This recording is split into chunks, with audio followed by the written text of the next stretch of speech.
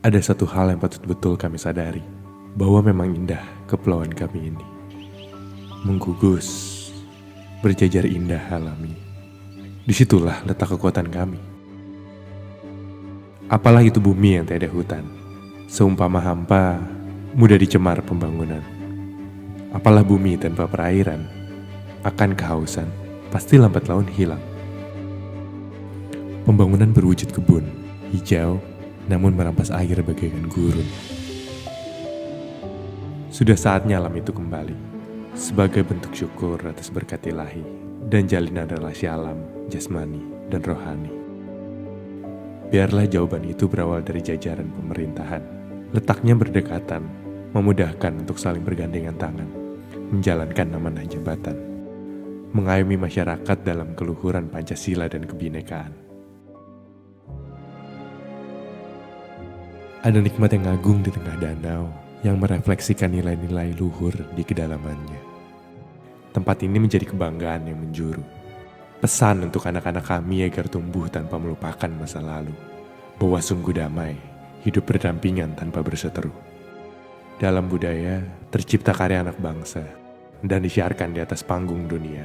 Seperti dalam singgasana Astana, sebagai garda terdepan bukti peradaban. Manusia kembali belajar pada interaksi urban dan hutan, memberikan ruang untuk bangunan dan perencanaan, agar menjadi dorongan dalam mengubah kebiasaan. Sinergi itu dimulai dari 3 lembaga, lalu turun ke daerah penghuni yang terintegrasi, antara ruang publik yang asri. Ada kemerdekaan dalam pergerakan, sebuah persembahan dalam dunia masa depan, kota yang cerdas dan berkelanjutan. Sungguh kami yakin, masih ada jawaban di antara alam dan peradaban. Kota pun dapat menggugus di antara hutan. Jangan-jangan sesederhana itu definisi kesejahteraan, yaitu saat pembangunan menunjang perbatasan, serta arah dan tujuan perkotaan, tanpa mengurangi kemudahan pembangunan. Saat dunia ikut bernapas dari jantung hati Kalimantan. Saat tanah yang kering menjadi basah perlahan. Kami rasa memang begitulah patutnya sejarah dilukiskan dan kearifannya diceritakan, di mana bangsa-bangsa dapat bangkit sejalan dengan alam. Begitulah juga doa kami untuk Indonesia, untuk sekarang dan seterusnya. Nagara Rimba Nusa.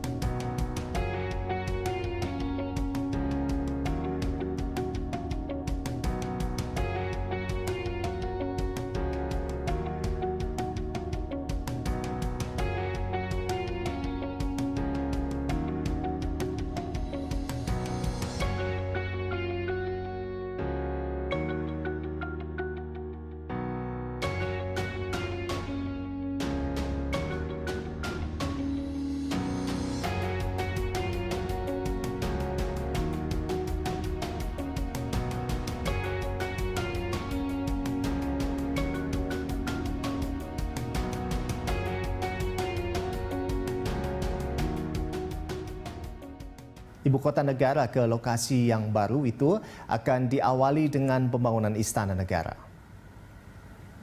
Mono Arfa mengatakan pemindahan ibu kota negara ke Kalimantan Timur akan terus berlangsung dan rencananya akan diawali dengan pembangunan Istana Negara di titik nol yang berada di Kabupaten Penajam Pasir Utara, Kalimantan Timur. Pembangunan Istana Negara sekaligus pemindahan ibu kota negara ke Kalimantan Timur akan dilakukan dengan didasarkan pada prinsip nilai-nilai dasar integritas serta kematangan yang telah dimiliki oleh Bappenas. Selain itu, dalam proses pemindahan ibu kota negara ke Kalimantan Timur, Bappenas juga akan terus membuka kesempatan bagi warga negara Indonesia untuk menyalurkan gagasan-gagasan baru agar pemindahan ibu kota negara ke Kalimantan Timur bisa berjalan sesuai yang telah direncanakan oleh pemerintah.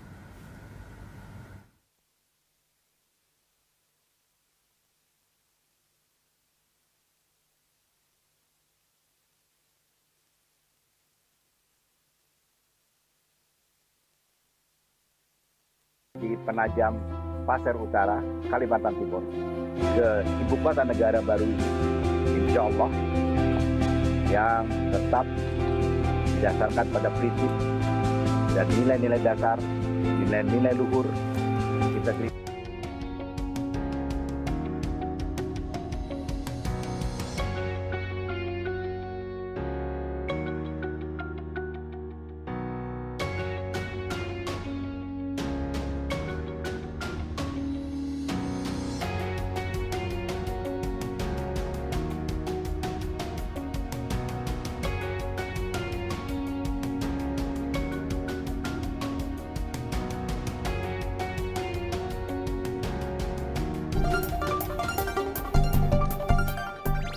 Proyek pemindahan ibu kota negara dari Jakarta ke Kalimantan Timur memasuki babak baru. Rabu 29 September lalu, pemerintah menyerahkan surat presiden yang berisikan rancangan undang-undang ibu kota baru. Surat presiden diberikan oleh Menteri Sekretaris Negara dan Menteri Perencanaan Pembangunan Nasional sekaligus Kepala Bappenas kepada Ketua DPR. Sejumlah poin soal pengelolaan dan pembiayaan ibu kota baru di Kalimantan Timur mulai akan dibahas.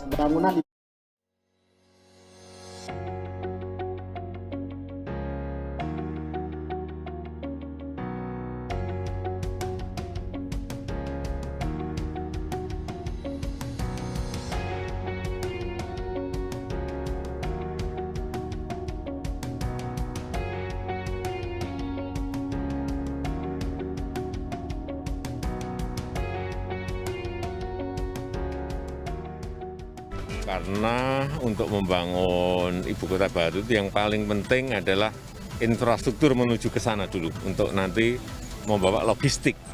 Agenda ibu kota baru ini tetap dalam rencana.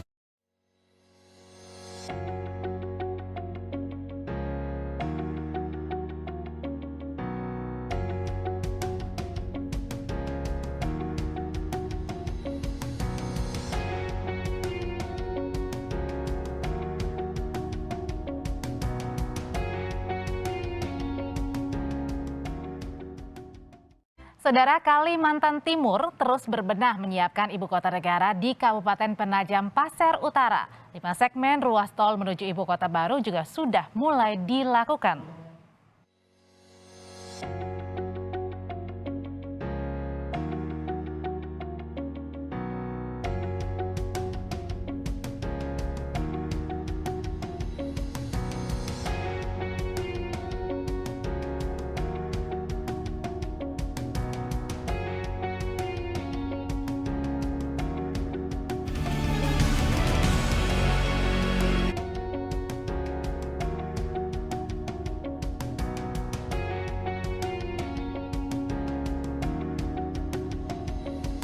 Dampaknya satu yang saya rasa, ya, karena kami mengenal betul wilayah kami di sini.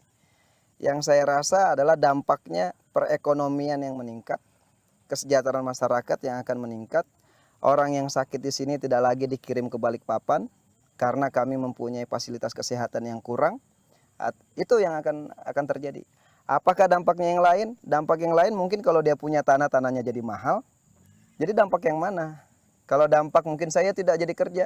Kalau dia mau kerja nanti tinggal kita bicarakan dengan siapa yang penanggung jawab pembangunan ini. Tapi apapun itu pro dan kontranya, yang menjadi tumpuan ini adalah asas kemanfaatan bagi peradaban bangsa Indonesia. Nah, saat ini saya akan menggambarkan kepada Anda pemirsa bagaimana kondisi dan gambaran wilayah di Kecamatan Sepaku, Kabupaten Penajam Pasir Utara yang dikabarkan ini akan menjadi lokasi untuk calon negara Republik Indonesia yang baru. Dan memang sebagian besar wilayah Penajam Pasir Utara ini merupakan wilayah tujuan transmigrasi, di mana sekitar 60% ini berasal dari Pulau Jawa, sedangkan 35 hingga 40% ini dari wilayah Sulawesi, dan sisanya ini adalah Kalimantan Selatan. Ini tahapannya kan panjang, mungkin 2023 akhir atau 2024 itu sudah bisa pindah.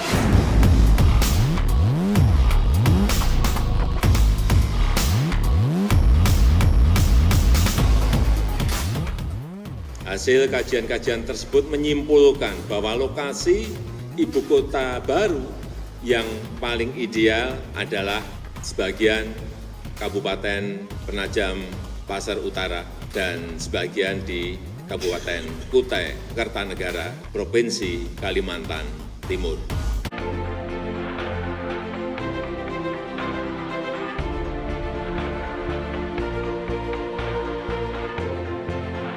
Saudara, pengumuman ibu kota baru perlahan dilakukan. Ada banyak perdebatan, hal yang wajar untuk sebuah kebijakan yang akan dilakukan sangat panjang di depan. Pro dan kontra terdengar, mulai dari biaya, lingkungan, hingga penduduknya. Apapun yang menjadi perdebatan, kemanfaatan harus jadi tumpuan untuk kebaikan peradaban bangsa ini di masa depan. Saudara, saya Aiman Wicaksono. Salam.